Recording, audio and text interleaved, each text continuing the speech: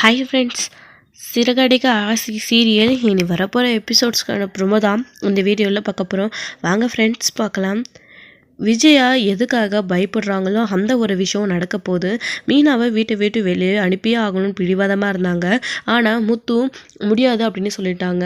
ஆனால் அதுக்கேற்ற மாதிரி இப்போது வீட்டில் எல்லாருமே விஜயா நம்பிட்டாங்க, மனோஜ் எல்லாருமே நம்பிட்டாங்க. ஆனால் முத்து நம்பலை அப்படின்னு சிந்தாமணி தெரிஞ்சுக்கிட்டாங்களா. இப்போது அதனால விஜயாவை கோயிலுக்கு வர சொல்லி குழப்பிடலாம் அப்படின்னு சொல்லிட்டு அவங்கள அங்கே வர சொல்லியிருக்காங்க. அதுக்கு முன்னாடி அவரோட ஹஸ்பண்ட் வெளியில் போயிருக்காங்கன்ற விஷயத்தை தெரிஞ்சுக்கிட்டு அவங்களுக்கு ஒரு சின்னதாக அடிபடுற மாதிரி செட் பண்ணுறாங்க சிந்தாமணியை. அப்படி பண்ணாதானே இங்கே விஜயா நம்புவாங்க. மீனா வீட்டை விட்டு வெளியில் ஸ்ட்ராங்காக அனுப்புறதுக்கான ஒரு ஆதாரம் கிடைச்ச மாதிரி அவருக்கு அடிப்படும். இதை வச்சு எப்படியும் விஜயா வீட்டை விட்டு வெளியில் அனுப்பிடுவா மீனாவா அப்படின்னு சிந்தாமணியை நினச்சிக்கிட்டு அதுக்காக ஒரு ஆளை ஏற்பாடு பண்ணி அண்ணாமலை போயிட்டு இருக்கும்போது அவங்கள இடிக்கிற மாதிரி அந்த வண்டி ரொம்ப வேகமாக வருது. அதை பார்த்து அண்ணாமலை பயந்து வேகமாக ஓடுறாரா. அப்படி ஓடும்போது ஸ்லிப்பாகி கீழே விழுந்துடுறாரு. பயங்கரமாக அவருக்கு அடிபட்டுருது. அந்த வண்டி இடிக்காமலே அவரு கிட்ட வந்து அப்படியே வந்து டவுன் ஆகி போயிடுதான். அதை பார்த்த உடனே அண்ணாமலை ரொம்பவே பயந்துடுறாரு.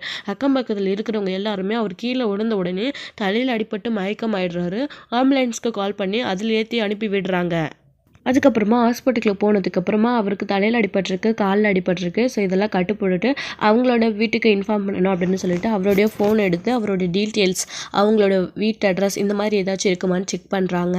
அப்படி செக் பண்ணும்போது தான் அவர் வந்து ஒரு சின்னதாக டைரி மாதிரி வச்சுருக்கிறாரு. அதில் வந்து அவங்களோட பிள்ளைங்களுடைய ஃபோன் நம்பர், அதுக்கப்புறம் அவரோட ஃபோனில் எடுத்து பார்க்கலான்னா அவர் வந்து ஃபோன் பாஸ்வேர்டு போட்டு வச்சுருக்காரா. அதனால பிள்ளைங்களோட ஃபோன் நம்பர், வீட்டு அட்ரஸு, ஃபோட்டோஸ் இதெல்லாம் பர்ஸில் இருக்குது. இதெல்லாத்தையும் பார்த்த உடனே அந்த நம்பருக்கு வந்து ஹாஸ்பிட்டல்லேருந்து கால் பண்ணுறாங்க. முக்கியமாக முத்துக்கு தான் அங்கே ஹாஸ்பிட்டலில் வேலை செய்கிற சிஸ்டர் ஒருத்தர் கால் பண்ணுறாங்க. கால் பண்ணி ஹலோ யாருன்னு முத்து கேட்டுட்டு இருக்கும்போது மீனா இவங்க முத்து காஃபி கேட்டார்ல, காஃபி எடுத்துகிட்டு வந்து கொடுக்குறாங்க. அப்போ அந்த காஃபியை வாங்கிக்கிட்டு ஹலோ யாருங்க அப்படின்னு சொல்லிட்டு கேட்டுக்கிட்டே இருக்காங்க. சார் நீங்கள் முத்துவா அப்படின்னு. ஆமாம் நான் முத்து தான், நீங்கள் யார் அப்படின்னு. சார் நாங்கள் ஹாஸ்பிட்டல்லேருந்து பேசுகிறோம் அப்படின்னு சொல்கிறாங்க. சொல்லுங்கள் என்ன விஷயம் அப்படின்னு முத்து கேஷுவலாக கேட்டுட்ருக்காரு. சார் இங்கே ஒருத்தர் ரோட்டில் அடிபட்டுக்கு இருந்தார். அவருடைய பர்ஸில் வந்து அதாவது அவருடைய பேக்கெட்டில் பர்ஸில் உங்களுடைய ஃபோன் நம்பரு 3 பேருடைய ஃபோன் நம்பர் வச்சுருந்தாங்க. அது மட்டும் இல்லாமல் எல்லாரோட ஃபோன் நம்பர், ஃபோட்டோ இதெல்லாம் வச்சுருக்காங்க. ஆனால் நீங்கள் யாருன்னு தெரியல. இதில் அவருடைய ஃபோன் நம்பரை எழுதி வச்சுட்டு இருந்தார். அவர் முத்துன்னு போட்டு சேவ் பண்ணி வச்சுருந்தாரு. அவர் ரோட்டில் அடிபட்டு இந்த ஹாஸ்பிட்டலில் அட்மிட் பண்ணியிருக்காங்க. எங்கள் ஹாஸ்பிட்டலோட அட்ரஸ் சொல்கிறேன், நீங்கள் உடனே வந்து உங்களுக்கு தெரிஞ்சவங்களான்னு பார்க்குறீங்களா அப்படின்னு சொன்ன உடனே சரிங்க சிஸ்டர் நான் உடனே வரேன், நீங்கள் வைங்க அப்படின்னு சொல்கிறாங்க. உடனே இங்கே பயங்கரமாக பதற ஆரம்பிச்சிடுறாங்க முத்துவும் மீனாவும். ஏங்க என்னாச்சு, யார் கடிப்பட்டு ஹாஸ்பிட்டல் எதோ பேசுகிறீங்க அப்படின்னு. தெரியலம்மா யாரும் எனக்கு தெரிஞ்சவங்க அப்படின்னு சொல்லிட்டு கால் பண்ணுறாங்க. சிஸ்டர் வந்து அதாவது என்னுடைய ஃபோன் நம்பர் அவங்களோட பாக்கெட்டில் எழுதி வச்சுருந்தாங்களா. யாராக இருக்கும் மீனா தெரியலையே, எனக்கு தெரிஞ்சவங்களா, நான் போய் பார்த்துட்டு வரேன் மீனா அப்படின்னு. ஏங்க எனக்கு ரொம்ப பயமாக இருக்குது, நானும் வரட்டுமா அப்படின்னு. இல்லை மீனா நான் போய் பார்த்துட்டு வரேன், யாருன்னு முதல்ல பார்த்துட்டு அப்புறம் உனக்கு சொல்கிறேன் அப்படின்னு. இல்லைங்க நானும் வரேன் அப்படின்னு மீனா பிடிவாதமாக இருக்காங்க. சரி வா அப்படின்னு சொல்லிட்டு முத்து கூட்டிட்டு கிளம்புறாரு. அப்போ தான் இங்கே சிந்தாமணியை வர சொல்லியிருந்தாங்க இல்லையா, அவங்கள பார்க்கறதுக்காக இங்கே கிளம்பி வந்து போயிட்டுருக்காங்க விஜயா வந்துட்டு. இன்னொரு பக்கம் இங்கே மனோஜ் அவங்களுடைய அம்மாவுக்கு தெரியாமல் ரோகிணியை பார்க்க கிளம்பிட்டுருக்காங்க. அவங்க ஒரு பக்கம் மனோஜை தன்னுடைய இடத்துக்கு கொண்டு வரணும், அவங்க வசத்துக்கு கொண்டு வரணும், டிவோர்ஸ் கிடைக்கக்கூடாது அப்படின்றதுக்காக மனோஜை வச்சு பயங்கரமாக திட்டம் போட்டுட்ருக்காங்க. விஜயாவுக்கு தெரியாமல் நீ வா அப்படின்னு சொல்லும் போதே கொஞ்சமாச்சும் யோசிக்கணும் மனோஜ் வந்து எதுக்காக அம்மாவுக்கு தெரியாமல் இவ வர சொல்கிறா அப்படின்னு. அவங்கள வச்சே தான் ரோகிணி அடுத்தடுத்து கோல் பண்ணிக்கிட்டு டிவோர்ஸ் கிடைக்காம இழுத்து அடிச்சுக்கிட்டே இருக்காங்க. அதை கொஞ்சம் யோசிச்சு பார்க்காம இந்த மாதிரி மனோஜ் வந்து முட்டாள்தனமான ஒரு விஷயம் வந்து பண்ணிகிட்ருக்காரு. இப்போ ரோகிணி வந்து எதுக்காக இப்படி மனோஜை யாருக்கும் சொல்லாமல் வர சொல்கிறாங்க அப்படின்னா, அதை வச்சு வந்து கோர்ட்டில் அவங்க என்ன வேணாலும் ஆதாரத்தை கலெக்ட் பண்ணலாம், எவிடன்ஸாக காட்டலாம். இந்த மாதிரி மனோஜ் வந்து யாருக்கும் தெரியாமல் என்னை பார்க்க அடிக்கடிக்க வந்துக்கிட்டே தான் இருக்குது. முக்கியமாக அவங்க அம்மாவுக்கு தெரியாமல் ஏற்கனவே ஒரு முறை இவங்களுடைய ஃபோன்லேருந்தே பணத்தை அனுப்புகிறாங்க. அந்த மாதிரி நான் கல்யாணின்னு உங்ககிட்ட நிறைய தடவை சொல்லியிருக்கலாம் அப்படின்னு கோர்ட்டில் மனோஜ் வாயாலே சொல்ல வச்சாங்க. அந்த மாதிரி உன் அம்மாவுக்கு தெரியாமல் உன்னை நான் வர சொன்னேன்னா, நீயும் அம்மாவுக்கு தெரியாமல் வரேன்னு சொன்னல, அது எதுக்காக எதுக்காக? நம்ம 2 பேரும் தனியா மீட் பண்ணி பேசிக்கிறதுக்காக தானே. உங்க அம்மாக்கு தெரிஞ்சா திட்டுவாங்கன்னு சொல்லிட்டு தானே நான் உன்ன தனியா வர சொன்னேன். நீயும் என் பேச்ச கேட்டுட்டு வந்த மனோஜ். இப்போ இப்போ இல்லன்னு சொல்லி கோர்ட்ல அப்படியே மாத்தி பேசுற. ஸோ இதெல்லாமே வந்து ரோகிணி ஆதாரமா அவங்க கலெக்ட் பண்ணலாம். இது எதையுமே மனோஜ் நெனச்சு கூட பார்க்காம அப்படியே ரோகிணி சொன்னத இடத்துக்கு வர சொல்றாங்க. உண்மையிலேயே வந்து ரோகிணி பிளான் போட்டு தான் இதோ நான் சொன்ன பிளான் சின்ன பிளான் இல்ல. ஸோ அவங்க இன்னும் பெரிய பிளான போட்டு தான் அங்க வர சொல்லியிருக்காங்க. அவங்களுடைய லாயர் இருக்காங்க இல்லையா? அவங்க கிட்டயே போய் இந்த கேஸ்ல நீங்க தலையிடாதீங்க. மனோஜ்க்கு டிவோர்ஸ் வாங்கி கொடுக்காதீங்க. உண்மையிலேயே மனோஜ் வந்து என் கூட சேர்ந்து வாழணும்னு தான் ஆசைப்படுறாரு. அவங்க அம்மாவுக்கு பயந்துக்கிட்டு அவர் அப்படிலாம் பேசுறாரு. அவருக்கு சுயமா முடிவெடுக்க தெரியாது. அவன் யார் என்ன சொன்னாலும் அதை கேட்டு தான் அவர் நடந்துப்பாரு. இப்போ நான் அவரை இங்க வர சொல்லியிருக்கேன். நீங்க வேணா பாருங்க. அவங்க அம்மாவுக்கு தெரியாம அவர் இங்க வருவாரு. அவரு என் மேல இருக்கிற பாசத்துல என்னை மீட் பண்ணி என்னை பேச தான் வராரு அப்படின்னு சொல்லிட்டு இங்க வந்து சொல்லிட்டு இருக்காங்களே நம்ம ரோகிணி வந்து அந்த லாயர்கிட்ட என்னம்மா சொல்கிற நீ அப்படின்னு. ஆமாம் லாயர், நீங்கள் அதாவது நீங்கள் வேணா சந்தேகம் இருந்தால் நீங்கள் வேணா பாருங்கள். மனோஜை நான் இப்போ இந்த லாட்ஜுக்கு வர சொல்கிறேன். அவர் அப்படியே என்னை மீட் பண்ணி வேறு ஏதாவது ஒரு விஷயமா பேச வந்ததா கூட பார்க்குக்கோ இல்லை வேறு ஏதாவது ஒரு இடத்துக்கு வர சொல்லியிருக்கணும். அவர் எதுக்கு நான் இங்கே லாட்ஜுக்கு வர சொன்ன உடனே என்னை தேடி நேராக லாட்ஜுக்கு வராரு? மேடம் இது உங்களுக்கு புரியலையா? அவரால் நான் இல்லாமல் ரொம்ப நாள் தனியாக இருக்க முடியல. என் மேலே அவருக்கு ஆசை வந்திருக்கு. அதனால தான் என்னை அவர் பார்த்து பேசணும் அப்படின்றதுக்காக இந்த லாட்ஜுக்கு நான் வர சொல்லியிருக்கேன். மீட் பண்ணி என்கிட்ட புலம்புனாரு. அதுக்காக தான் நான் வர சொல்லியிருக்கேன். அவர் வராரு அப்படின்னு சொல்லிட்டு இங்கே அந்த லாயரையே ரோகிணி வந்து குழப்பி விடுறாங்க. நீங்கள் வேணால் தூரத்துலேருந்து பாருங்கள். இந்த கேஸில் நீங்கள் வாதாடுறது ரொம்ப வந்து உங்களுக்கு தான் பிரச்சனையாக போய் முடியும். பேசாமல் இந்த கேஸ்லேருந்து விலகுங்க அப்படின்னு. ஸோ லாயர் ஒரு பிரச்சனையாக இருக்காங்க ரோகிணிக்கு. அதெல்லாம் ஒரு பிரச்சனை இல்லை தான். ஆனால் இதில் வக்கீலே இல்லாமல் போயிட்டா எப்படி அவங்க வாதாடுவாங்க, என்கிட்டேருந்து டிவோர்ஸ் வாங்குவாங்க அப்படின்ட்டு ரோகிணி யோசிச்சுக்கிறது தான் அந்த லாயரை வந்து கட் பண்ணி விடலாம் அப்படின்னு சொல்லிட்டு அவங்க வாயாலே விஜயா கிட்ட இனி நான் அந்த கேஸில் தலையிடலை, உங்கள் கேஸ் ரொம்ப ரேராக இருக்குது அப்படின்னு சொல்லிட்டு அவங்க இந்த கேஸை விட்டுட்டு ஓடுற மாதிரி செய்யணும் அப்படின்னு சொல்லிட்டு தான் விஜயா வந்து அதாவது ரோகிணி வந்து இந்த மாதிரி ஒரு பிளானை வந்து போட்டிருக்காங்க. இதுக்காக தான் மனோஜ் அங்கே வர வச்சிருக்காங்க. மனோஜும் ரோகிணி பேச்சு கேட்டுக்கிட்டு அங்கே கிளம்பி வந்துட்டுருக்காங்க யாருக்கும் சொல்லாமல். மொத்தத்தில் இந்த டோட்டல் ஃபேமிலியே மொத்தம் லூஸாக இருக்காங்க. ஸோ இப்போது இங்கே சிந்தாமணி பேச்சு கேட்டுட்டு விஜயா ஒரு பக்கம் கோயிலுக்கு போகிறாங்க. அங்கே அந்த குறி சொல்கிற மாதிரி தான் அங்கே உட்காந்துட்ருக்காங்க. ஸோ அவங்களோட ஆட்களே செட் பண்ணி இந்த அம்மா சொல்கிறதெல்லாம் நடக்குது அப்படின்னு விஜயாவை நம்ப வைக்கிறதுக்காக ஸோ நிறைய ஆட்களை வந்து அங்கே கூட்டமாக சேர்த்து வச்சுருக்காங்க. அப்போ வந்துட்டு பாருங்கள் மாஸ்டர் எவ்வளோ கூட்டம் இருக்காங்க அப்படின்னு, என்னமோ இவங்க சொல்கிறது உண்மை இல்லை பொய் அப்படின்னு சொல்லிட்டு இருக்கீங்க. இவங்களை தேடி தினமும் எவ்வளோ பேர் வராங்கன்றதை நீங்களே பாருங்க அப்படின்னு சொல்லிட்டு இருக்காங்க. அப்போதான் சரி நம்ம சாமியை பார்க்கணுன்னா கொஞ்சம் வெயிட் பண்ணணும். கூட்டத்தில் இப்போ லைனில் நிற்கிறாங்க இல்லையா, நாமளும் அங்கே நிற்கலாம் மாஸ்டர் அப்படின்னு சொல்லிட்டு அங்கேயே வெயிட் பண்ணிட்டு இருக்காங்க. ஒவ்வொருத்தவங்களும் அந்த சாமியாரை பார்த்துட்டு போயிட்டு இருக்காங்க.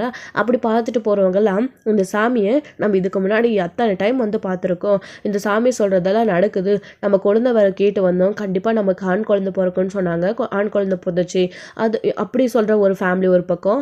இன்னொரு பக்கம் வந்துட்டு நம்மளோட வீட்டில் பிரச்சனை இருக்குன்னு சொல்லி நம்ம வீட்டில் இருக்கிற பாட்டியை துரத்தி விட சொன்னாங்க இந்த சாமியாரம்மா. பாட்டியை அனாத ஆசிரமத்தில் சேர்த்ததுக்கப்புறமா நம்ம வீட்டில் இருந்து எல்லா பிரச்சனையுமே முடிஞ்சு போச்சு. இப்போ நம்ம வீடு செல்வி செழிப்போடு இருக்குது, இதுக்கெல்லாம் இந்த சாமியாரி அம்மா தான் காரணம் அப்படின்னு சொல்லிட்டு அப்படி சொல்கிற ஃபேமிலி ஒரு பக்கம். இன்னொரு பக்கம் வந்து சாமி நீ சொன்னது நான் முதல்ல நம்பலை, என் புருஷனு உயிருக்கு ஆபத்து இருக்குன்னு சொன்னேன், நான் நம்பலை, உன் பேச்சை கேட்காம இருந்தேன், இப்போ என் புருஷன் உயிருக்கு போராடிட்டு இருக்கிற நிலமையில இருக்கான், நான் என்ன பண்ணட்டும் அப்படின்னு சொல்லிட்டு அந்த சாமியார்கிட்டயே போயிட்டு அழுது புலம்புற லேடி ஒரு பக்கம். அப்படியே விஜயா இது எல்லாத்தையுமே நோட் பண்ணிட்டு இருக்காங்களா. சிந்தாமணியுமே விஜயாவை நோட் பண்ணுறாங்க. இதெல்லாமே அவங்க நோட் பண்ணுறாங்களா இல்லையா, விஜயா தெரிஞ்சுக்கிறாளா இல்லையா அப்படின்னு சொல்லிட்டு அப்படி அவங்க புலம்பிட்டு இருக்கும்போது நான் தான் உனக்கு எச்சரிக்கை பண்ணனே, என் பேச்சை கேட்காம இப்போ வந்து நீ என்கிட்ட புலம்புனா நான் என்ன பண்ணட்டும் அப்படின்னு. இல்லை சாமி இதுக்கு நான் என்ன பண்ணணும், பரிகாரம் ஏதாச்சும் இருந்தால் சொல்ல, என் புருஷன் எனக்கு வேணும் அப்படின்னு சொல்லிட்டு அந்த லேடி வந்து சாமியார்கிட்ட புலம்புவோம். இதுக்கு பரிகாரம்லாம் எதுவும் இல்லை, ஏற்கனவே சொன்ன மாதிரி உன் தாலியை கழட்டி உண்டியில் போடு, மறுத்தாலியே நீ உன் புருஷன் கையாலேயே போய் கட்டிக்கோ, அதுக்கப்புறம் உன் புருஷன் உயிர் பொழிச்சு உன் வீட்டுக்கு வருவான். பரிகாரம் நான் சொல்கிறதுக்கு எதுவுமே கிடையாது, நான் முதல்ல செய்கிற மாதிரி செய்யணும். நீ வருமானம் கஷ்டம், உன் தாலியை கட்டி போட முடியாது, திரும்பவும் நான் வேறு ஒரு தாலியை வாங்கி கட்ட முடியாது அப்படின்னு அன்னைக்கு நீ நான் சொன்னதெல்லாம் சொன்னதெல்லாம் போய் நம்ப மாட்டேன், அந்த 1/2 கிராம் தங்கத்துக்காக அப்படி பேசினேன், இப்போ பார்த்தியா உன் புருஷனோட வாழ்க்கை எப்படி இருக்குது அப்படின்னு சொல்லிட்டு அப்படி வந்து அந்த லேடி வந்து அந்த சாமியார்கிட்ட சொல்லிட்டு இருக்கும்போது, அப்போது இந்த சாமியார் சொல்கிறது எல்லாமே உண்மையாக தான் நடக்குது. அப்போது இந்த சாமியார் சொல்கிற மாதிரி நம்ம வீட்டில் இருந்து மீனாவை துரத்தலை அப்படின்னா நம்ம புருஷன் உயிருக்கு கண்டிப்பாக ஆபத்து இருக்குது அப்படின்றத அவங்க நினச்சிக்கிறாங்க.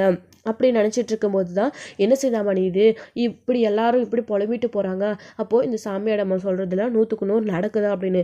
என்ன மாஸ்டர் நான் தானே சொன்னேன், அதுக்கு தானே உங்களுக்கு கூட்டிகிட்டு வந்தேன், பார்த்தீங்களா எல்லாரும் எப்படி பேசுகிறாங்க அப்படின்னு சொல்லிட்டு. அவங்க ஒன்று சொன்னாங்கன்னா அது கரெக்டாக தான் இருந்திருக்கும், அவங்க சொன்ன மாதிரி நீங்கள் செய்யணும். அது மட்டும் இல்லாமல் நான் ஏற்கனவே உங்ககிட்ட சொல்லியிருந்தேன்ல இவங்க சக்தி வாய்ந்தவங்க அப்படின்னு. அப்படி தான் மாஸ்டர் இப்போ எல்லாமே நடக்குது. வாங்க மாஸ்டர் நீங்களும் ஏதாச்சும் கேட்பீங்க அப்படின்னு. நான் என்ன சிந்தாமணி கேட்குறது அப்படின்னு. சரி வாங்க மாஸ்டர் நான் கேட்குறேன் அப்படின்னு சொல்லிட்டு கூட்டிகிட்டு போகிறாங்க. அம்மா இவங்க வீட்டுக்கு போய் பூஜை பண்ணி இவங்க புருஷனோட உயிருக்கு இவங்க தாலி பாகத்துக்கு ஆபத்து இருக்குன்னு சொல்லியிருக்கீங்க. இவங்க வீட்டு மருமகளை வெளியில் அனுப்பினாதான் சரியாகும்னு சொல்லியிருக்கீங்க. ஆனால் இவரோட புருஷன் அவங்க மருமக மேலே அம்புட்டு நம்பிக்கை வச்சுருக்காரு, வீட்டை விட்டு போக வேணாம்னு தடுத்துட்ருக்காரு. அதனால் எங்கள் மாஸ்டர் வந்து அவங்களோட உயிருக்கு ஏதாச்சும் ஆபத்து வந்துடுமா அப்படின்னு அவங்களோட ஹஸ்பண்ட் உயிருக்கு ரொம்ப பயப்படுறாங்க. இதுக்கு ஏதாச்சும் பரிகாரம் தான் செய்யுங்க சாமி அப்படின்னு சொல்லிட்டு கேட்குறாங்க. பரிகாரமா? அப்படி ஒன்று இல்லவே இல்லை. ஸோ பில்லி சூனியம் ஏதாச்சும் கட்டு மந்திரம் போட்டு வச்சுருக்கவங்களாம் இந்த பரிகாரம் உடைக்கிறதுக்காக. ஆனால் உயிருக்கு ஆபத்தாக இருக்கிறப்போ இதை நான் எப்படி தடுக்க முடியும் அப்படின்னு. என்னம்மா சாமியாக இருந்துக்கிட்டு நீங்களே எப்படி சொல்லலாமா, ஒரு நல்ல வாக்கு சொல்லுங்க அப்படின்னலாம் வந்து சிந்தாமணி கேட்டுட்ருக்கவோ, நல்ல வாக்குன்னா உன் மருமகளை வீட்டை விட்டு அவளுடைய மருமகளை அனுப்புறது மட்டும்தான் ஒரு பரிகாரமாக இருக்கும். அவளை வீட்டை விட்டு அனுப்புனாலே எல்லாமே சரியாக போயிடும். அவளோட தோஷம்தான் இப்படி ஆகுது. அந்த தோஷத்தை வீட்டுக்குள்ளே வச்சுக்கிட்டு நீங்கள் பரிகாரத்தை செஞ்சால் மட்டும் உயிருக்கு ஆபத்து இல்லாமல் போயிட போதா? நான் சொன்னது இந்நேரம் நடந்திருக்கும். உனக்கு இன்னும் 1/2 மணி நேரத்தில் நியூஸ் வரும் பாரு, உன் புருஷன் குத்துயிரும் கொலவுயிருமா ஹாஸ்பிட்டலில் படுத்து கிடப்பா அப்படின்னு சொல்லிட்டு சொல்லிடுறாங்க அந்த சாமி சிந்தாமணி கிட்ட. இதை கேட்டு விஜயா ரொம்பவே பயப்படுறாங்க, அழுகுறாங்க. இங்கே உட்காந்து ஏன் அழுகிற, நான் சொன்னபோது நீ கேட்கல, எந்திரிச்சு போ அப்படின்னு அந்த சாமி சொன்னதும் பயந்துக்கிட்டு சிந்தாமணி வந்து வாங்க மாஸ்டர் போயிடலாம் அப்படின்னு சொல்லிட்டு கூட்டிகிட்டு போயிடுறாங்க. என்ன மாஸ்டர் சாமியாடம்மா இப்படி சொல்கிறாங்க, பேசாமல் நீங்கள் அந்த மீனவை யார் சொல்லி கேட்காம வீட்டை விட்டு அனுப்பியிருக்கணும். இப்போ பார்த்தீங்களா அண்ணனுடைய உயிருக்கு ஆபத்துன்னு சொல்கிறாங்க, எனக்கு பயமாக இருக்குது. நீங்கள் முதல்ல அண்ணனுக்கு கால் பண்ணி எங்கே இருக்காரு என்னன்னு கேளுங்க மாஸ்டர் அப்படின்னு சொல்லிட்டு சிந்தாமணி வந்து விஜயா கிட்ட சொல்லிட்டு இருக்காங்க. அப்படி இவங்க பேசிகிட்டு இருக்கும்போது தான் அங்கே முத்து ஹாஸ்பிட்டலுக்கு முத்துவும் மீனாவும் வேகமாக போய் பார்க்கவும், எங்கள் ஹாஸ்பிட்டல்லேருந்து கால் பண்ணியிருந்தீங்க, எனக்கு தெரிஞ்சவங்க அடிபட்டிருக்காங்க அப்படின்னு. அவங்க யார் எந்த வார்டில் அட்மிட் பண்ணியிருக்காங்க அப்படின்னு சொன்ன உடனே வேகமாக ஐசியூவில் இருக்காங்க அப்படின்னு சொல்லிட்டு போய் பார்க்கும்போது அண்ணாமலைக்கு நெத்தியில் அடிபட்டிருக்கு, காலில் அடிபட்டிருக்கு, மயக்கத்தில் இருக்காரா. அப்படி பார்த்த உடனே எங்கள் மாமா அப்படின்னு சொல்லிட்டு ரொம்பவே மீனாவும் முத்துவும் அதிர்ச்சி ஆகுறாங்க. அப்பா அப்படின்னு சொல்லிட்டு அழுகுறாங்க. சரி இவங்க யார், இவங்க உங்களுக்கு தெரிஞ்சவங்களா, இவங்களுக்கு மெடிசன்லாம் வாங்கிட்டு வரணும், போய் வாங்கிட்டு வரீங்களா, உங்களுக்கு தான் ரொம்ப நேரம் வெயிட் பண்ணிட்டு இருக்கோம் அப்படின்னு அங்கே இருக்கிற சிஸ்டர் சொன்ன உடனே இவர் என்னோட அப்பா தான், கொடுங்க நான் என்ன மருந்தாக இருந்தாலும் வாங்கிட்டு வரேன் அப்படின்னு. மீனா இங்கே இரு அப்படின்னு முத்து வேகமாக போயிட்டு மருந்தெல்லாம் வாங்கிட்டு வந்து கொடுக்குறாங்க. மீனா அப்படியே அங்கேயே உட்காந்து அவ்வளோ அழுதுட்ருக்காங்க. நான் சொன்னோன்னே கேட்டிங்களா, ஏதோ தப்பாக நடக்க போகுதுன்னு பார்த்தீங்களா, இப்போ என்னால் தான் மாமாவுக்கு இப்படி ஆயிருக்கு அப்படின்னு. மீனா இதெல்லாம் எதுவும் இல்லை, நீ அமைதியாயிரு, அப்பாவுக்கு எதுவும் ஆகாது அப்படின்னு முத்து ஒரு பக்கம் வந்து மீனாவை சமாதானப்படுத்திட்டு இருக்காங்க. அந்த சமயத்தில் தான் அண்ணாமலைக்கு கால் பண்ணிக்கிட்டே இருக்காங்களா, விஜயா எடுக்கிறதே கிடையாது. அப்போ தான் வந்துட்டு இது அவங்களோட திங்ஸு பொருள் அப்படின்னு அண்ணாமலையோட வாட்சு, ஃபோனு, டைரி இது எல்லாத்தையும், அதாவது அந்த ஃபர்ஸ்ட்டு இதெல்லாம் கொடுக்குறாங்களா முத்திக்கிட்ட. அப்படியே சார் ரொம்ப நேரமாக ஃபோன் அடிச்சுக்கிட்டே இருக்குது, யாருன்னு தெரியல பாருங்க அப்படின்னு சொல்லிகிட்டே இருக்கும்போது, யாருங்க பாருங்க அப்படின்னு சொல்லிட்டு மீனா சொல்லும்போது முத்து ஃபோன் எடுக்கவும் கரெக்டாக விஜயா ஃபோன் பண்ணுறாங்க. அம்மா தான் மீனா அப்படின்னு. இப்போ அத்தைக்கு என்னங்க பதில் சொல்வீங்க, இப்போ அத்தைக்கு இந்த விஷயம் மட்டும் தெரிஞ்சிச்சு அவங்க ரொம்ப பயப்படுவாங்க அப்படின்னு சொல்லிட்டு ரொம்பவே மீனாவும் அழுகுறாங்க. முத்துவும் வேறு வழி இல்லாமல் ஃபோன் அட்டன் பண்ணுறாரு. ஹலோ அம்மா அப்படின்னு. டேய் என்னடா நீ எதுக்கு ஃபோன் எடுக்கிற, அப்பா எங்கடா அப்படின்னு உடனே முத்து திரு முழிக்கிறாரு. அதாவது சொல்லலாமா வேணாமுன்னு. அப்பா எங்கடா, எனக்கு ரொம்ப பயமாக இருக்குது, அப்பாவுக்கு ஏதோ ஆபத்து போலன்னு எனக்கு தோணுது, எங்கடா அவரு அப்படின்னவும் ஹாஸ்பிட்டலம்மா அப்படின்னு சொன்னதும், என்னது ஹாஸ்பிட்டல்லையா, என்னடா ஆச்சு அவருக்கு, எங்கடா இருக்காரு, அவர்கிட்ட ஃபோனை கூட அப்படின்னு அழுகுறாங்க. மா அப்பா இப்போ பேசுகிற நிலமையில இல்லைம்மா, அப்பா ஹாஸ்பிட்டல் இருக்காரு அப்படின்னு உடனே, என்னடா சொல்கிறா, என்ன ஆச்சு, என்கிட்ட எதுவுமே சொல்லலை அப்படின்னு. இப்போ தாம்மா நாங்களே இங்கே வந்தோம், விஷயம் தெரிஞ்சு இங்கே வந்து பார்த்ததுக்கப்புறம் தான் தெரியுது அப்பா என்னுடைய ஃபோன் நம்பர் வச்சுருக்காரு, அதுலேருந்து எனக்கு கால் பண்ணி ஹாஸ்பிட்டல்லேருந்து விஷயத்த சொன்னாங்க. இப்போ தாம்மா நான் வந்திருக்கேன், அப்பாவுக்கு அடிபட்டிருக்கு, ஹாஸ்பிட்டலில் இருக்காங்க அப்படின்னு உடனே, என்னடா சொல்கிறானே அப்படின்னு விஜய் அப்படி ஷாக் ஆகிடுறாங்க. எந்த ஹாஸ்பிட்டல் அப்படின்னு கேட்ட உடனே ஹாஸ்பிட்டல் டீட்டெயில்ஸ் வந்து முத்து சொல்கிறாரு. அப்படி சொன்ன உடனே விஜய் அப்படியே மயக்க மயக்கம் போட்டு அங்கேயே விழுந்துடுறாங்க. அப்போ தான் வந்து சிந்தாமணி நம்ம நினச்சதுக்கு மேலே நடக்குது அப்படின்னு சொல்லிட்டு ரொம்பவே சந்தோஷப்படுறாங்க. அப்போது கொஞ்ச நேரத்தில் அவங்களுக்கு தண்ணி வச்சு விஜயாவை எழுப்புறாங்க. மாஸ்டர் என்னாச்சு அப்படின்னு.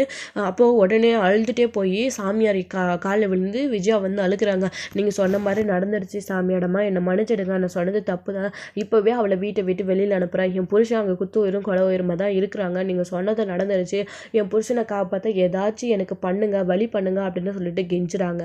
இதான் தாயத்து, இதை உன் புருஷன் கையில் கட்டிடு, எல்லாம் சரியாக போயிடும். உன் மருமகளை வீட்டை விட்டு முதல்ல அனுப்பு. உன் புருஷன் பூர்ணமாக குணமாகி உன் தாலிபாக காப்பாற்றுவார். அவர் மறுபிறவி எடுத்திருக்காரு. இதுக்கு மேலே ஒரு நிமிஷம் கூட தாமதம் ஆச்சு, புருஷனுடைய ஆயில் வந்து அந்த யமன் கையில் அப்படின்னலாம் வந்து மிரட்டி விட்டுடுறாங்க அந்த சாமியாடு. அதை கேட்டு விஜயாவுமே அப்படிலாம் எதுவும் நடக்காது, நான் போயிட்டு என் மருமகளை வீட்டை விட்டு இப்போவே வெளியில் அனுப்புகிறேன் அப்படின்னு சொல்லிட்டு இப்போ இருக்கு அவளுக்கு அப்படின்னு சொல்லிட்டு வேகமாக வந்து சிந்தாமணியை கூப்பிட்டு அங்கே கிளம்பிட்டு இருக்காங்க. என்ன மாஸ்டர் என்னென்னமோ சொல்லிட்டு போகிறீங்க, எனக்கு ஒன்றும் புரியல அப்படின்னு. சிந்தாமணி, அந்த சாமியார் அம்மா சொன்ன மாதிரி நடந்துடுச்சு. நான் முதல்ல அவங்கள நம்பலை. நான் அப்போவே அவங்க வீட்டுக்கு வந்து குறிச்சு அனுப்பவே நான் ரொம்ப பயந்துட்டே இருந்தேன். இப்போ தான் புரியுது, என் புருஷன் அங்கே ஹாஸ்பிட்டலில் இருக்காராம், நான் போய் அவரை பார்க்குறேன் அப்படின்னு சொல்லிட்டு வேகமாக கிளம்புறாங்க. சரிங்க மாஸ்டர், ஏதாச்சும் பணம் வச்சுருக்கீங்களா? இதாங்க இதில் கொஞ்சம் பணம் இருக்குது, போய் அண்ணாவை பாருங்கள், எனக்கு முக்கியமான ஒரு வேலை இருக்குது, உங்களோட நம்பிக்கைக்காக தான் நான் கூட வந்தேன், நான் கிளம்புறேன் அப்படின்னு சொல்லிட்டு சிந்தாமணி பாதிலே இறங்கி போயிடுறாங்க. நம்ம நினச்சது நடந்துடுச்சு, எப்படியோ அந்த மீனாவை விஜயா வீட்டை விட்டு வெளியில் அனுப்பிடுவா அப்படின்னு சொல்லிட்டு ரொம்பவே சந்தோஷமாக சிந்தாமணி அங்கேருந்து கிளம்பி போயிடுறாங்க. அப்போ தான் முத்து அவங்க வந்து பதற்றமாக இருக்காரு. மீனா வந்துட்டு என்னாச்சு, அத்தை என்ன சொன்னாங்க அப்படின்னு. மீனா கிளம்பி வரேன்னு சொல்லியிருக்காங்க மீனா அப்படின்னு சொன்னவும், அப்பாவுக்கு இப்படி ஆகும் நான் எதிர்பார்க்கவே இல்லை மீனா அப்படின்னு. எல்லாம் என் ராசியால் தாங்க, அவங்க சொன்ன மாதிரி நடந்துடுச்சு, நீங்கள் தான் ஆக வெட்டல, பேசாமல் நான் அந்த வீட்டை விட்டு போயிருக்கணும் போல இருக்குது மாமாவோடைய நல்லதுக்காக அப்படின்னு சொல்லிட்டு புலம்புறாங்க. மீனா இப்படியெல்லாம் என் நடக்கும்னு யாரும் எதிர்பார்க்கல மீனா, அந்த மாதிரி ஏதோ பணம் பறிக்கிறதுக்காக போய் சொல்லுதுன்னு பார்த்தா அப்பாவுக்கு நிஜமாவே இப்படி ஆயிருக்கு, எனக்கு ரொம்ப பயமாக இருக்குது மீனா அப்படின்னு சொல்லிட்டு இருக்கவும், அப்போ தான் விஜயா வேகமாக ஹாஸ்பிட்டலுக்கு வராங்க. வந்த உடனே அண்ணாமலையை பார்த்துட்டு மீனாவை கண்ணா பின்னான்னு திட்டுறாங்க. பாத்தியாடி இப்போ சந்தோஷமா என் புருஷனை படுக்க வச்சுட்டுல, அவர் ஒரேடியாக சாகடிக்காமல் நீ விட மாட்டல, எதுக்கு இங்கே இருந்து நின்றுட்டுருக்க, இன்னும் இருக்கிற கொஞ்சம் உயிரையும் எடுக்கலான்னு பார்க்குறியா, மரியாதை இங்கேருந்து போயிடு, அவர் கண்ணு முழிக்கிறதுக்கு முன்னாடி அவர் கண் முன்னாடி நிற்காம இங்கேருந்து போயிடு அப்படின்னு பயங்கரமாக திட்டிகிட்டு இருக்காங்க. மா என்னம்மா பேசிட்டு இருக்கீங்க, ஹாஸ்பிட்டலில் அப்பா இப்படி கிடக்கிறாரு, மீனாவை போக சொன்னால் எப்படிம்மா, கொஞ்சம் நேரம் அமைதியாரம்மா, அப்பா கண்விழிக்கிட்ட என்ன எதுன்னு பேசிக்கலாம் அப்படின்னு முத்து ஒரு பக்கம். என்னடா அவர் செத்ததை பார்த்துட்டு தான் இவ போவாளா, இங்கே பாருங்கடா நீங்கள் 2 பேரும் வேணும்னே செஞ்சிட்ருக்கீங்க, என் புருஷனோட உயிரை எடுக்க பார்க்குறீங்களா அப்படின்னு விஜயா வந்து அவரோட புருஷனுக்கு இப்படி ஆயிடுச்சு அப்படின்ற வருத்தத்தில் ஏதோ பேசிகிட்டு இருக்காங்க அந்த சிந்தாமணி. அதுக்கேற்ற மாதிரி நல்லாவே குழப்பி விட்டுட்டாங்க. அந்த சமயத்தில் தான் ரவிக்கு ஆல்ரெடி முத்து கால் பண்ணி விஷயத்த சொல்லியிருக்காங்க. ரவி அங்கே ஓடி ஓடி வராரு. டே மனோஜ் எங்கடா, அவனுக்கு விஷயத்த சொன்னியாடா அப்படின்னு சொல்லிட்டு விஜயா வந்து புலம்புறாங்க. அப்போ தான் இல்லையம்மா அப்படின்னு சொல்லிட்டு சரி மனோஜுக்கு கால் பண்ணணும் அப்படின்னு சொல்லிட்டு அவங்களே கால் பண்ணிகிட்ருக்காங்க. இங்கே ஆல்ரெடி ரோகிணி வந்து மனோஜ்கிட்ட உன் அம்மாவுக்கு சொல்லாமல் நீ வா அப்படின்னு சொல்லியிருக்காங்க. இங்கே ரோகிணியை பார்த்து கரெக்டாக அந்த ஹோட்டலில் அவங்க இருக்கும்போது ஸோ மனோஜுக்கு வந்து கால் பண்ணுறாங்களா, என்ன மனோஜ் யார் அப்படின்னு. உடனே அம்மா தான் அப்படின்னு. நான் எக்காரணத்தை கொண்டும் நீ இங்கே இருக்கிற விஷயத்த சொல்லக்கூடாது, யாருக்கும் தெரியாமல் தான் நான் வான இருக்கேன்னு நீ அம்மாவுக்கு சொல்லிட்டு வந்திருக்கியா அப்படின்னு. இல்லை என் அம்மா ஏதோ எதர்ச்சியாக தான் கால் பண்ணுறாங்க அப்படின்னு. சரி மனோஜ் பேசு, ஆனால் நீ என் கூட இருக்கிறன்ற விஷயத்த சொல்லாத அப்படின்னு சொல்கிறாங்க. அப்போ தான் வந்து கரெக்டாக அட்டன் பண்ணி ஹலோ சொல்லுமா அப்படின்னு. உடனே டே மனோஜ் எங்கடா இருக்க, அப்பா எங்கள் ஹாஸ்பிட்டலில் எப்படி அடிபட்டு கிடக்குறாரு, நீ எங்கடா போன சீக்கிரமா அப்படின்னு எனக்கு ரொம்ப பயமாக இருக்குன்னு அழுகவும், என்னம்மா சொல்கிற நீ, சரிம்மா நான் உடனே வர வை ஃபோனை அப்படின்னு சொல்லிட்டு கட் பண்ணுறாங்க. அப்போ தான் வந்துட்டு என்ன மனோஜ் அப்படின்னு. இல்லை என் அப்பா அங்கே ஹாஸ்பிட்டலில் அடிப்படி கிடக்குறாரா, நான் கிளம்புறேன் அப்படின்னு. உடனே என்ன மனோஜ் நீங்கள் அப்போ இங்கே வர விஷயத்த உன் அம்மா கிட்ட சொல்லிட்டு வந்திருக்க, நீங்கள் வந்துட்டேன்னு உடனே உன்னை வர வைக்கிறதுக்காக ஆன்ட்டி இப்போ பிளான் பண்ணி இப்படி சொல்லிட்டு இருக்காங்களா, இவ்வளோ தூரம் ஆசையாக வந்துட்டு எங்கே கிளம்புற மனோஜ், நான் இன்னும் உனக்கு எதுக்காக இங்கே வர சொன்ன இந்த விஷயத்தையே சொல்லலையே, உனக்கு டிவோர்ஸ் வேண்டாமா வேண்டாமா அப்படின்னு. உடனே அப்பாவா இங்கே டிவோர்ஸா அப்படின்னு மனோஜ் யோசிச்சு பார்த்துட்ருக்காரு. அப்பா ஹாஸ்பிட்டலில் தானே இருக்காரு, எல்லோரும் பார்த்துப்பாங்க, டாக்டர் பார்த்துப்பாங்க, அங்கே நாம் போய் என்ன பண்ண போகிறோம், ஸோ இப்போ முதல்ல நமக்கு டிவோர்ஸ் வேணும் அப்படின்னு சொல்லிட்டு மனோஜ் அங்கேயே இருந்துடுறாரு. அப்புறம் தான் இங்கே ரோகிணி ஒரு நிமிஷம் நீங்கள் வெயிட் பண்ண மனோஜ் நான் பாரா அப்படின்னு வெளியில் வந்து அந்த லாயர்கிட்ட, பார்த்தீங்களா மேடம் இப்போது அவருடைய அப்பா ஹாஸ்பிட்டலில் அடிபட்டு கிடக்குறாரு, அவங்களோட அம்மா கால் பண்ணி இவரை வர சொல்லிட்டுருக்காரு, ஆனால் மனோஜ் அங்கே போகாமல் எனக்காக இங்கே இருக்காரு நான் சொல்கிறதுக்காக, இப்போலேருந்தே உங்களுக்கு புரியுதுங்களா, அவர் என் கூட இருக்கணும் அப்படின்னு. இப்போ நாங்கள் 2 பேரும் இங்கே சேர்ந்து சந்தோஷமாக இருக்க தான் வந்திருக்கோம். மனோஜ் வந்த வேலையை முடிக்காமல் அவங்களோட அப்பாவை கூட போய் பார்க்க மாட்டார், உங்களுக்கு உங்களுக்கு சந்தேகமாக இருந்தால் நீங்கள் ஃபோன் பண்ணி விசாரிச்சு பார்த்துக்கோங்க மேடம். இதுக்கப்புறம் இந்த கேஸை எடுத்து நடத்துறதும் நடத்தாததும் உங்களோட விருப்பம் அப்படின்னு சொல்லிட்டு ரோகிணி அங்கே சொல்லிட்டு பாய் மேடம் அப்படின்னு சொல்லிட்டு அங்கே உள்ள மனோஜை பார்க்க போயிடுறாங்க. இப்படி விஜயா ரோகிணி ஒரு பக்கம் ட்ராமா போட்டுட்டு இருக்காங்க. அந்த லாயரும் இதை நம்பி சிந்தாமணிக்கு அதாவது விஜயாவுக்கு கால் பண்ணுறாங்க. கால் பண்ணி எங்கே இருக்கீங்க அப்படின்னு கேட்கவும் என்னுடைய ஹஸ்பண்டுக்கு இந்த மாதிரி அடிபட்டிருக்கு, ஹாஸ்பிட்டலில் இருக்கோம் மேடம் அப்படின்னு சொல்லவும் சரி சரி நீங்கள் உங்கள் வேலையை பாருங்கள் அப்படின்னு சொல்லிட்டு காலை கட் பண்ணிடுறாங்க. அப்போ இந்த ரோகிணி சொல்கிறதால உண்மைதான், அம்மா தான் டிவோர்ஸ் வாங்கணும்னு நினச்சிட்டு இருக்காங்க, மனோஜ் சேர்ந்து வாழணும்னு ஆசைப்படுறான். இப்படி இருக்கிற இந்த கேஸில் 2 பக்கமும் நம்ம மாட்டிக்கிட்டு எதுக்கு முழிக்கணும், இந்த கேஸை வாதாடணும். அவங்க ஹாஸ்பிட்டல்லேருந்து வந்ததுக்கப்புறமா அவங்க கிட்ட விஷயத்த சொல்லிக்கலாம். இப்போதைக்கு நம்ம இங்கேருந்து கிளம்பிடலாம். இது என்ன காரணமோ அப்படின்னு சொல்லிட்டு அவங்க ஒரு பக்கம் கிளம்பி லாயர் ஒரு பக்கம் போயிடுறாங்க. ரோகிணி நினைச்சதை சாதிச்சிடுறாங்க. ரோகிணி மட்டும் கிடையாது, அங்கே சிந்தாமணியும் நினச்சதை சாதிக்கிறாங்க. இப்போது விஜயா இங்கே கோவப்பட்டு மீனாவை வீட்டை விட்டு விரட்டி அடிக்கிறதுக்கு அவ்வளோ ஆக்ரோஷமாக இருந்துகிட்ருக்காங்க. அப்போ தான் கொஞ்சம் நேரத்துலேயே இங்கே அவங்க அழுதுகிட்டே இருக்கவும் டாக்டர் வெளியில் வராங்க. என் அப்பாவுக்கு என்னாச்சு ஏதாச்சு அப்படின்னு. அவங்க மயக்கத்தில் இருக்காங்க, அவங்களுக்கு ஒன்றும் இல்லை, எல்லாம் ஃபஸ்ட் எய்ட் பண்ணியாச்சு, நீங்கள் அவங்கள போய் பார்க்கலாம் அப்படின்னு சொன்னோம். சரி அப்படின்னு சொல்லிட்டு விஜயா ஓடோடி உள்ளே போகிறாங்க. மீனா பார்க்கணுன்னு போகிறாங்க. விஜயா தடுத்துடுறாங்க. ரவி அதுக்கப்புறம் முத்து எல்லாரும் போய் பார்க்குறாங்க. பார்த்த உடனே பார்த்துட்டு என்னப்பா உனக்கா இப்படி ஆச்சு எப்படி அப்படின்னு எல்லாம் ரொம்ப பயப்படுறாங்க. அப்படி பயந்துட்டே இருக்கும்போது விஜயா அவங்க எடுத்துகிட்டு போன கயிறு கட்டி விடுறாங்க. இதுக்கு மேலே ஒரு நிமிஷம் கூட இங்கே இருக்கக்கூடாது அப்படின்னு சொல்லிட்டு மீனாவை வீட்டை விட்டு அதாவது ஹாஸ்பிட்டலை விட்டு அனுப்பணும் அப்படின்னு சொல்லிட்டு சண்டை போட்டுட்ருக்காங்க. இதோட இந்த எபிசோட முடிச்சிருக்காங்க. அடுத்தடுத்த எபிசோடில் என்ன நடக்க போகுது, அண்ணாமலை கண் விழிச்சு என்ன பண்ண போகிறாரு, எப்படி அவருக்கு இப்படி ஆச்சு அப்படின்றத விஷயத்த சொல்ல போகிறாங்களா, இன்னொரு பக்கம் மீனாவை அதுக்குள்ளே விஜயா வீட்டை விட்டு வெளியே அனுப்பிட்டு போகிறாங்களா, என்ன நடக்க போகுது, முத்து அதுக்கு சம்மதிப்பாரா, என்ன நடக்க போகுது அப்படின்றதெல்லாம் வெயிட் பண்ணி பார்க்கலாம் ஃப்ரெண்ட்ஸ். தேங்க்யூ. இந்த வீடியோ உங்களுக்கு பிடிச்சிருந்தா லைக் பண்ணுங்கள், ஷேர் பண்ணுங்கள், கமெண்ட் பண்ணுங்கள்.